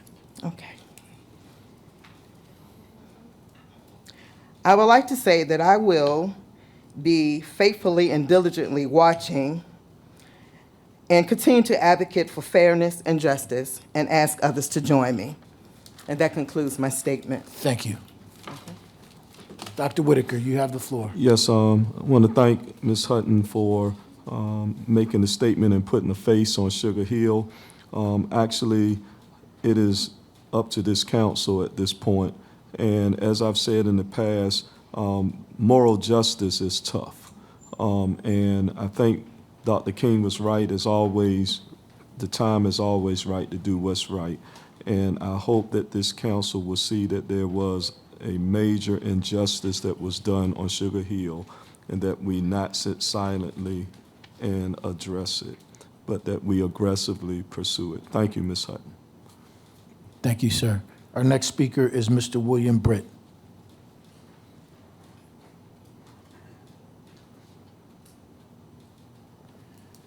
Good evening, ladies and gentlemen of City Council. How you guys doing today, and everybody here? Number one. Good evening. Would you state your name and address, please, sir? William Britt, Sterling Point. Thank you, sir. Number one, this childish mannerism with the City Council needs to stop. We're looking stupid. Everybody's looking at Portsmouth as a joke, all right? Now, I do appreciate the police chief being here to listen to everything that's going on. So he's being involved with the community. I personally like the city of Portsmouth, but I don't like what's going on in the city of Portsmouth. And Mayor Glover, I do want to thank you for your professionalism and the intellect of knowing what you're talking about. Thank you. I have a major problem We got crime rate in Portsmouth is 228% higher than the state average. That means 1 out of 9 people have the probability of being robbed, killed, whatever. And these are federal, state, you can pull them up. We had 138 murders in Portsmouth last year, 528 robberies, 529 assaults, 3,700 incidents of theft. All right. This city, my shop is on Rodman Avenue. I see these homeless people coming up and down the street trying to sell stolen merchandise from Walmart and all the rest of these areas here. All right. These specific communities where this situation is going on happen to be within the black communities and all, and the stores get shut down because people can't afford it. You know, these stores can't afford the insurance to maintain the properties, all right, which is a travesty, all right. Portsmouth is still the #1 dangerous city in the state of Virginia, still. All right, I was talking to the chief a little while ago. We're 90 police officers shy of where we're supposed to be. I was asking the police chief, and evidently none of you do, what can be done to resolve these issues? All right, and that's by my personal opinion, not by what I talked to him. And the city manager sitting there giving us a look. Listen and hear me out, please. All right, we got a problem with theft, murder. The city's a joke. We got the casino. All right, now they're talking about building more casinos. All right, if they build more casinos, this is going to be a dead horse, all right, because people are going to go to other areas because these are accolades. These are our accolades. High crime, high taxes, and bad schools, terrible schools. And you and I talked about this at council meeting a couple times, all right. If you're in the military and you're getting transferred here, the first thing somebody's going to ask if they have kids, how are the schools? How's the crime? All right, they're not going to buy in the city. All right, so we're relying on one thing only, and that's the casino. That's it. Businesses are moving out of the city every day. You go downtown High Street and all that, all these vacant buildings. All these vacant buildings everywhere. You go to the shopping center over there by my shop, half the stores are gone. All right, so we got a major problem. People are moving out of this city.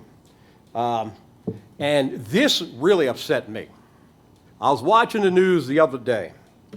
And on the news, it indicated that a certain senator was reelected, all right? The first thing that came out of her mouth, and this is why I said you and I talked about this before, is I'm going to make sure Dr. Bracy gets a raise, all right? She has nothing to do with this city, all right? She's a state senator. The city's run by you guys or the school board. So her feedback on the news was nonsense. She has no reason or no controls over that. And, you know, you talk about schools, we're at below the 50 percentile in the state of Virginia, below. In all actuality, I'm pressing Richmond to take over the school systems here because we are not meeting those standards, all right? It's terrible. It is utterly terrible, and this needs to stop. These are our accolades in this city. We need to start acting professionally. We need to start working together. Mr. Whitaker, I agree with what you're saying about taxes. I think everybody needs to pay their fair share of taxes, be it state, federal, or local, not just put on a specific group of people. And this is, you know, so I do agree with you on that, all right? You have some good points. You got a lot of bad points, all right? And I respect all of you. I mean, you guys are in a position where you're supposed to be working for everybody here in the city. Let's act like it. Let's start acting like, hey, what are we going to do to bring more police officers in? 90 police officers shy. We got $4 million from the casino. Well, why don't we go ahead and put $1.5 million into our police? They need scanners, they need cameras, they need a bunch of stuff because they don't have the personnel. So we need to go by technology. You know, this stuff with the gunshots and all that. Sir, your time is up. Your time is up, sir. Let me ask you, the elder lady went over how long? 5? Sir, your time is up. Thank you, sir. Our next speaker is Councilman Barnes. I just wanted to ask the city manager a question. I had one other thing too. I think it was said that we had 138 murders. That's not true, is it? None of that was true. None of what he said is true. No. Okay, I just want to make sure. And as far as our school system, I have children in our school system, and they're straight A students, and I graduated from Portsmouth Public School System. I think that the school board and our school system is doing a great job. I think in the past they've had a lack of resources, but I think those resources have come up. And I think that they're doing a great job with doing what they have to do for our children. And I want to applaud our school board and our superintendent for the work they're doing with our children. As somebody with children in the school system, I'm pleased with our school system and what they're doing with our children. Thank you, sir. Our next speaker is Keon Barrett. State your name and address, sir. You have 5 minutes.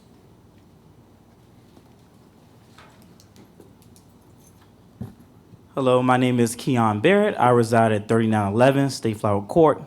And what a coincidence that we have talked so much about education. So one thing that I want to say as the proud owner of Higher Purpose Learning Tutoring Service is that education is going to be the key to how we solve a lot of these issues and how we have a lot of these different conversations. Because quite frankly, the way that we have these conversations is by investing in solutions that are going to support the city of Portsmouth. I thank Councilman Tillage for his leadership in terms of actually bringing things in front of the table that can fix a solution. So a lot of times when we think about education, we think about, okay, just A's, B's, C's, D's. But we need to understand that in order for us to have a proper argument, we got to come with the facts. And the facts are that all schools are struggling right now in Virginia. But the way that we're going to fix Portsmouth is by investing in services like tutoring. Because when you have a grant that's worth $30 million and a lot of the Portsmouth residents don't even know about it, I'm sad to say that I'm not happy about that, and a lot of parents are not happy about that. Because I talk to parents and they say that the school system did not promote it. But at the same time, that's not the only opportunity. Because if we invest in a center in Portsmouth that's in a particular zone, we can get federal money for it. I just attended a grant workshop with Black Brands, and I encourage any minority business owner to apply for their Portsmouth cohort for the B-Force Accelerator program. Because if we invest in businesses that are really focused on education and really invest some of these Title I fundings into the school systems to encourage more services to ensure that our leaders and our students are going to be educated to not only become city council members, but become the next Barack, become the next Michelle. Investing that little bit of time on a little bit of money and access to federal funding, state grants, will go a long way, especially subsidizing these costs. Because you got a lot of tutoring services that are in Virginia Beach, Chesapeake, but what about Portsmouth? My business was named #1 tutoring service in Virginia. And I did that from the last 2 weeks that I saw you. So that shows that we can do it, but I'm also a proud graduate of Churchland High School. But I was also at the top of my class. I was in the top 5. So when saying that, I did not waste my resources, my education. I applied for every single scholarship that was available to me. But if we give our students in Portsmouth the opportunity and the knowledge to reach these resources, to apply, and just someone who can help them through this process, we don't have to worry about low test scores. We don't have to worry about so much crime. Because in the areas that have affluent leaders, the areas that are well educated, they don't have these same issues. Thank you.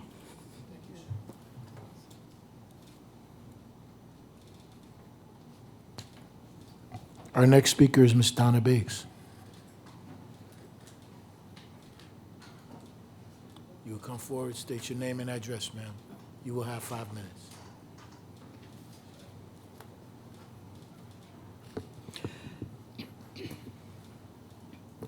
Good evening. My name is Donna Biggs, and I live in the Woodbine Farms neighborhood. Tonight, I would like to share my experience with a homeless man and woman I saw on Friday who had 2 children and a double stroller across from the Churchland Hardware in Churchland. I see homeless people on many occasions in Churchland, Portsmouth, at Harris Teeter, and on the median strip downtown across from the new taco store, and Churchland Chesapeake on Poplar Hill Road, Taylor Road, and Western Branch Boulevard. I want to know how Portsmouth Department of Behavioral Health Care Services help the homeless. The director gave a presentation at a work session in May. I have recopied the presentation. Reviewing the handout for the behavioral health, the information is about addictions and medication management. They can receive permanent supportive housing as long as they maintain enrollment in mental health, substance use treatment, and adhere to HUD requirements. There's also the project for assistance in transitioning from homelessness. The case management division with case managers going out in the community to link homeless residents to services through their department and other community resources. So who are the community case managers that are talking with the homeless to provide services within the department and linking them to what kind of community resources? The presentation also reported that there are 41 licensed group home providers in Portsmouth.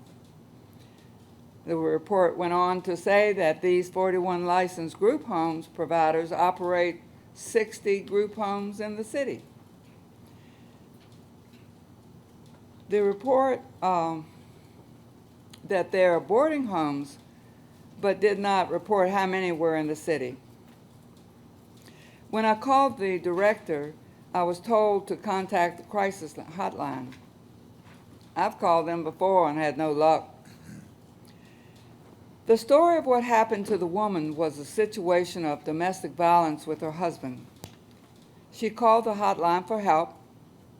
The operator told her that since both children were autistic and one yells all the time, that there was no opportunity for her to come to the shelter.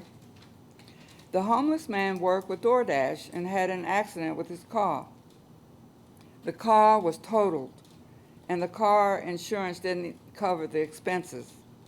So the man lost his ability to earn a living. In addition to having a car accident, the man he was living with attacked him. So the homeless man has lived in the forest for 3 months, and when the woman moved out of the house recently, they made money from donations from the public. They lived in a hotel for a week, and then I met them on Monday, and they have moved into my house. The city services are not like an individual. There's a system where no one can get any help on the spot. Who's going to help get permanent housing for this family? Who is going to employ this man and help him get his driver's license? Who is going to help the woman get her driver's license and get a car to drive? Who owns 341 licensed group homes in Portsmouth? What are the names of these 60 group homes? Where are the boarding homes in the city?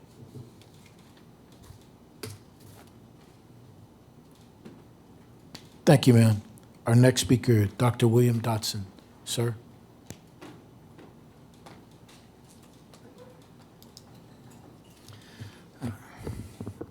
William Dodson, Park Manor.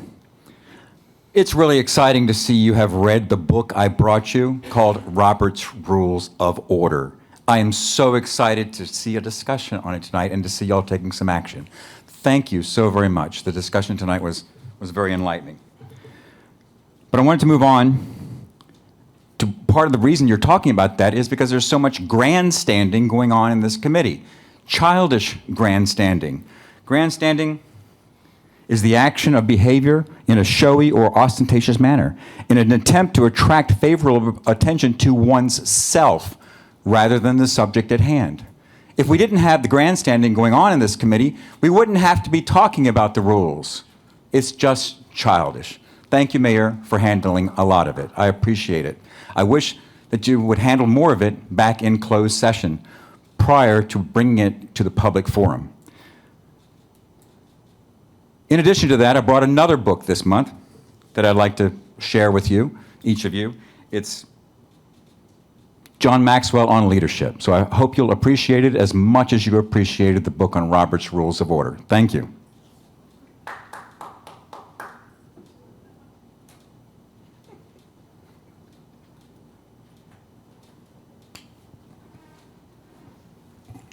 Our next speaker is Mr. Sergio O'Neill.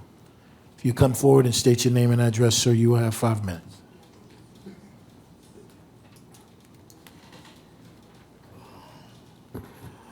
Good evening, Mayor, Vice Mayor, members of council, and my fellow citizens. My name is Sergio O'Neill. I live at 1420 Elm Avenue here in this great city. Before I start, a friend of mine was up here. I've been knowing her for a long time. She served this community for over 30 years as an educator. Ms. Cherry, I am so sorry that happened in front of your daycare center. And I personally would like to take the opportunity to say, I think that when we hear citizens say that nobody has reached out to them to deal with the effects of trauma, I think that that's a huge red flag, and that's something that should be corrected immediately. There was a lot of performing up here tonight, a lot of whatever you want to call it, but I can tell you right now, for somebody to have to deal with children who have seen such a tragedy and be the face and the voice of reasoning and have little to no support, that's a huge problem. And if you've never had to deal with that, I know what it is because I have been there. It happened at my house too. I know how it feels to have to deliver the news that a parent has been shot. It had to be that voice of reason for those kids. So if you have a habit to deal with it, or you only deal with it when it's beneficial to you, then that's on you. But to be real with it, I've dealt with it on the reality terms. I get it. Ms. Cherry has dealt with it on reality terms. I get it for her too. But I know Ms. Terry, because I've seen her work, will be reaching out to her and make sure that she's made whole, that those families are made whole, that the people around her are made whole, to make sure that somebody cares enough about them to what goes on in their community, just like what goes on when you're trying to get votes and stuff. We get it. But make sure y'all let her know that because I know she's gone hard for some of y'all, and we've had some disagreements, because I told her she might want to look again to who she's supporting. But she's her own woman, very educated woman. And she knows, because y'all might try to play her, some of y'all might try to play her as if you care, but I can guarantee you won't with her, because she belongs to me. She's my friend. And I'm not going to let her be made a fool out of for none of y'all. Moving along. I have to say that we have a new waterfront property here in Portsmouth. It's right there called the floats on Elm Avenue. The work that is being done on Elm Avenue, as far as, I guess, a stormwater pipe restoration that runs along that 264 overpass, something is happening because Elm Avenue is starting to flood more past the railroad tracks up to, I believe that's Race Street. It's starting to flood more down there. Many of cars have gotten stuck right before that overpass. And I can tell you right now, GEICO rates are going up as part of that, because they've looked around, how I know, because I got my increase too, as part of the reason why they're going up. So I think that's something that needs to be addressed. The other issue that we have had going on is that we've heard several times about the homeless population, and I get it, but one of the ideas that I've had is, why not, we can take some of these shortages in waste management and say, hey, homeless population, we have a deal for you. You come and help our waste management pick up trash. We pay your percentage or whatever the case might be, and that will give you some one hand wash the other type of revenue, so you can be self-sufficient. Because I'm not a fan of promoting a whole bunch of welfare and all that. I'm not, because it breeds dependency. I'm a fan of self-sufficiency. And I believe having a program that'll get our homeless another opportunity to have some gainful employment, so they can actually have something to feel proud of other than a handout, is something that we can all benefit from. last but not least, let me say this. You know, y'all know me, keep it real. You know, a lot of times people, you know, promote things, they point out things, say, oh, look at this, look at this, look at what this person is doing, look at what that person is doing, to take the spotlight off of them. I can tell you a lot of times complaints get unfounded in legal systems all the time because there are no witnesses that are willing to come forward. So don't think some people have gotten off scot-free because that may have been unfounded. But there's some other stuff that were founded. It just don't hit the news. And I'm not saying that, you know, to point fingers at anybody, to make highlight on anybody, but let's just keep it real, okay? Thank you very much. Thank you, sir. And that concludes our speakers for the evening. If there's no more information for the good of the order, this meeting is adjourned.